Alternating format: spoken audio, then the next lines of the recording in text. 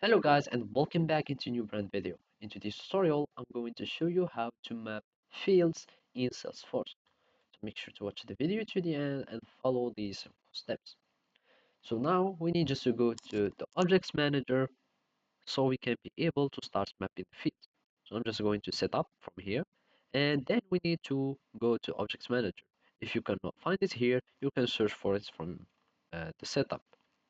So basically here you can find the objects manager and now we can check any object that we want.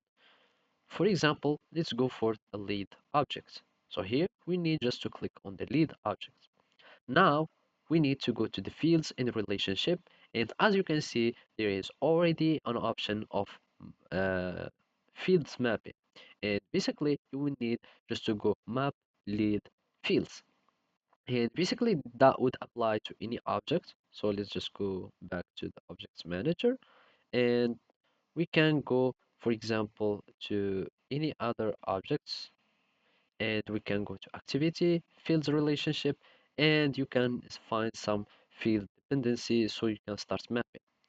Now I'm just going to click on map lead fields and now you can choose any field that you want to start mapping.